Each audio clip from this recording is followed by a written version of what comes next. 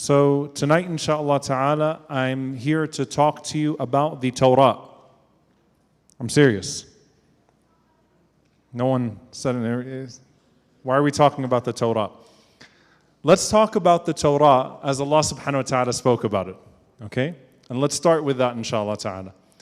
In the very beginning of Surah Al-Baqarah, Allah subhanahu wa ta'ala mentions Alif Lam Mim, ذَلِكَ الْكِتَابُ لَا رَيْبَ فِيهِ هُدًى لِلْمُتَّقِينَ. And then what? Someone give me the next ayah. الَّذِينَ يُؤْمِنُونَ بِالْغَيْبِ. And then what? And then what? Okay, and then next? MashaAllah, they all memorized Surah Al-Baqarah it's from the miracles of your IC. It took one night. وَالَّذِينَ يُؤْمِنُونَ بِمَا أُنزِلَ إِلَيْكَ وَمَا أُنزِلَ مِنْ قَبْلِكَ. Those who believe in what was revealed to you and what was revealed before you. At the end of Surah Al-Baqarah, the divine verses that were given to the Prophet ﷺ in the heavens. كُلٌّ آمَنَ بِاللَّهِ وَمَلَائِكَتِهِ وَكُتُبِهِ وَرُسُلِهِ. They all believe in Allah, they believe in the angels, they believe in the books, and they believe in the messengers. Surah Ali Imran starts off with Alif Lam Mim. Someone give me what it says next. نزل عليك الكتاب بالحق مصدقا لما بين يديه وأنزل التوراة والإنجيل من قبل هدى للناس وأنزل الفرقان. Amazing. Surah Ali Imran starts off with something very similar. That Allah subhanahu wa ta'ala sent down this book to you in truth, just like Allah subhanahu wa ta'ala sent down the Torah and the Injil. Before that, it was hudan linnas, a guidance for the people. Allah subhanahu wa ta'ala described the Quran, hudan lil muttaqeen and hudan linnas, a guidance for the pious, a guidance for the God conscious, a guidance for the people.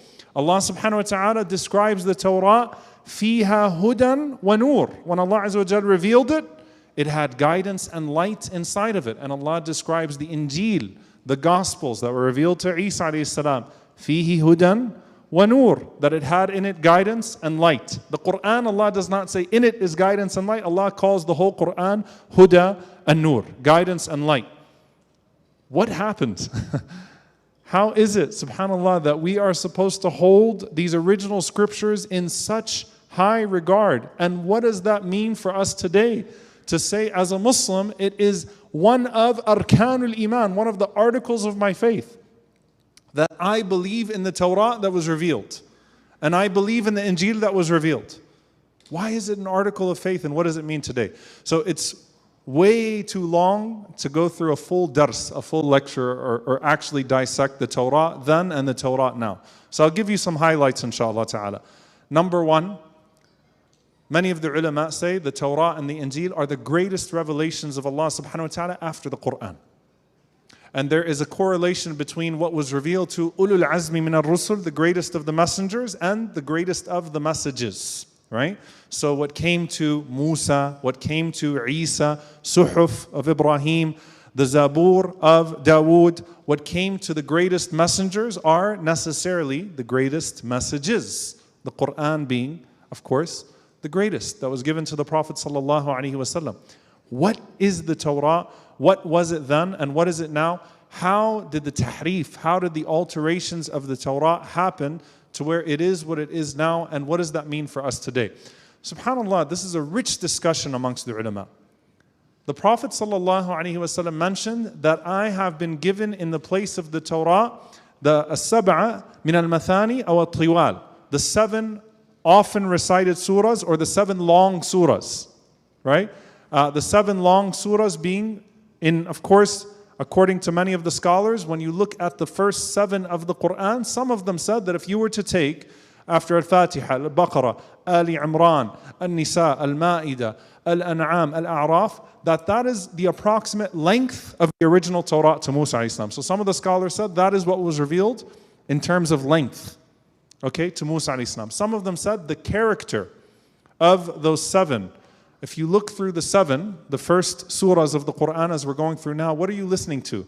You're listening to obviously a reminder to honor the covenant with Allah subhanahu wa ta'ala, and you're listening to Allah legislation, right? Sharia. A lot of Sharia comes down in these chapters of the Quran because these are the first chapters that were, for the most part, with the exception of Al-An'am, that came down in Medina, by which a society is built, right? So dietary laws, marriage laws, laws of war, ethics, all of these things come in these surah, right? In these chapters.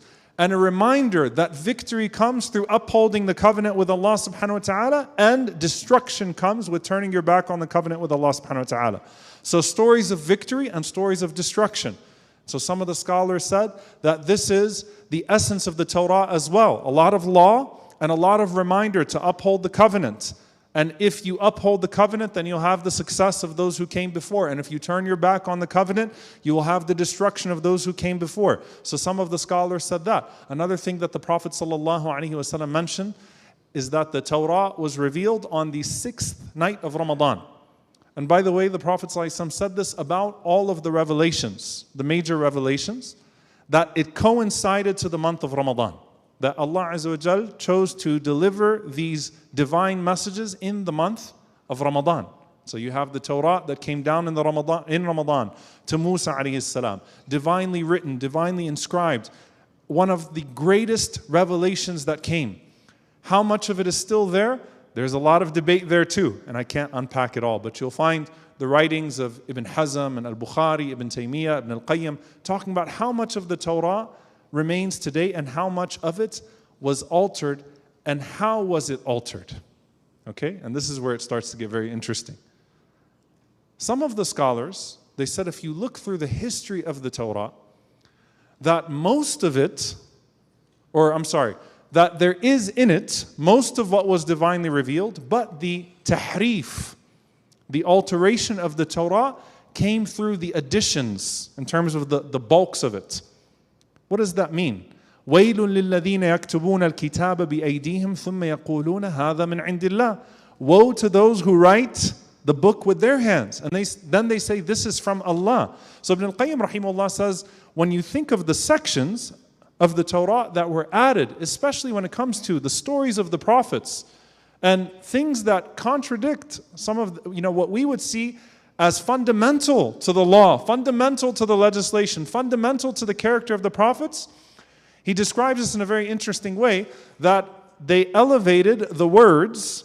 Think of like the tafsir of the Torah, right? They elevated some of the writings over time that were politically driven, that had agendas and things that contradicted, and they put them into the divine book. And so it broadened the Torah. And so the divine words, many of them are still there. And that's why, subhanAllah, you'll find that there are a lot of similarities. If you read the Old Testament and you read from our law, you'll find a lot of similarities, right? And so there's a lot of original scripture there. And that, some of the proofs that he uses is when the Prophet ﷺ saw, when the Torah was presented to the Prophet ﷺ, or when it was brought to him, as the Jews in Medina were governed by the laws of the Torah, the Prophet ﷺ was reclining on a pillow, and the Prophet ﷺ took the pillow behind his back and he put it under the Torah. So those scholars, they say that that would either just be a sign of respect, or the Prophet ﷺ honoring what may remain of divine revelation, because certainly there is something in there that is still that what Allah subhanahu wa ta'ala revealed.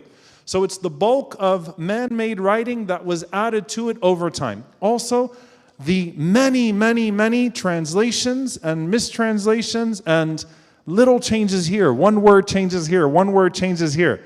And so what Ibn Hazm rahimahullah mentions is that 1,000 changed words, or something to the essence of 1,000 changed words, right, completely alters the meaning. Let me put it to you this way. If someone was to document or transcribe a conversation between two people, or tell you about something that happened between two people, and they don't like you, or they have something to push, then somewhere in there are going to be some words that are true, sentences that are indeed true, but there will be changes and things that could completely change and alter the character. So, habbatun, hittatun, Allah Azza wa Jal mentions some of these examples. One word here, one word there. And then that's one form of tahrif. That's one form of changing it as well. And so what do you end up with?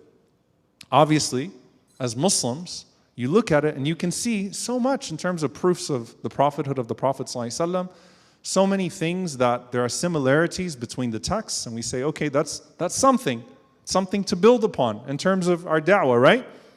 But then you've got Benjamin Netanyahu calling you the Amaliq, right? The Amalekites, and the chief rabbi of Israel and these defense ministers saying genocidal craziness and using that directly to exterminate your brothers and sisters in Gaza, relegating them to less than human beings and animals. You say, what is that?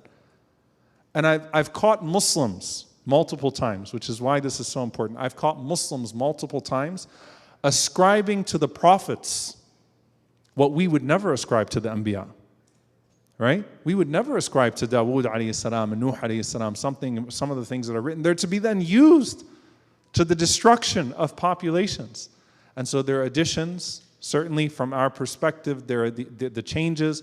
And how do we come to terms with this as Muslims? We have to believe that indeed Allah subhanahu wa ta'ala revealed these books and that these are the greatest of the scriptures prior to the Quran. But Allah Azza wa Jal calls the Quran what? مُصَدِّقًا لِمَا بَيْنَ يَدَيْهِ. It confirms, and Allah also calls the Quran muhaymin, filters, governs. So it filters out the laws, the ideas. And indeed there are changes in legislation, but it is the ultimate filter of everything that came before it. Lastly, dear brothers and sisters, and as I said, it's too hard to give an extensive breakdown of the Torah and what it was and what it means for us today. Obviously, it's important for us to acknowledge and to believe. As the Prophet ﷺ, by the way, he even taught the Muslims in Medina that when the Jewish communities in Medina would read the Hebrew to, obviously, Arabs, right? The Prophet ﷺ would say, just say, آمَنَّا بِمَا أُنزِلَ إِلَيْنَا وَمَا أُنزِلَ إِلَيْكَ. We believe in what was revealed to you and what was revealed to us. Why? Because whatever truth is there, we believe in it already. But the Quran is sufficient in terms of a sharia, in terms of a way of life, in terms of that ultimate filter, that ultimate legislation, that ultimate revelation. But lastly, a moment of appreciation that you look to why Allah subhanahu wa ta'ala made it such a miracle that the Quran is preserved to every single word, every single letter that can be recited in all of its qira'at, and the qira'at are documented and preserved. And the interpretation of the Quran is preserved through the Sunnah of the Prophet ﷺ. Because if you lose the Sunnah of the Prophet ﷺ, which is the authoritative interpretation of the Quran, how it was lived, what it meant, if you lose that, then you open it up to all sorts of possibilities to then twist, turn in this direction, this direction. And of course, we could never foresee in our lifetimes that someone would dare to take something out of the Quran or add one sentence into the Quran. But dear brothers and sisters, look at what's transpiring around you, subhanAllah, in terms of the speed of fitan in this day and age, the speed of trial and tribulation. Allah Azza wa Jal has promised that the Quran will be preserved, but the attempts will remain. And beware of the attempts, and beware of the sub-attempts, which are, of course, then the elevating of the writing of man, right, to where it would become like Quran itself, or the removal of the authoritative interpretation of the Quran, which is the Prophet ﷺ himself. So we say we believe in Allah, we believe in what was revealed to us, and we believe in what was revealed before us. And we believe in the prophets and we believe in the messengers, and this is similar to نَحْنُ أَوْلَى بِمُوسَى مِنْكُمْ. This is our closeness. We honor what was initially in those revelations. We honor those prophets. And we honor them by abiding by the Quran and avoiding the mistakes of earlier communities, to make sure that we treat our scripture, that we treat what was given to us with the utmost respect and love and honor, and that we abide by it by following in the example of the Prophet ﷺ and maintaining its recitation. May Allah subhanahu wa ta'ala make us people of the Quran, people of the covenant, people of the ahd, who honor what was given to us. May Allah subhanahu wa ta'ala join us with all of the prophets and our beloved Prophet ﷺ fi firdaus al-a'la. Allahumma ameen. Jazakumullahu khairan. Wassalamu alaikum wa rahmatullahi wa barakatuh.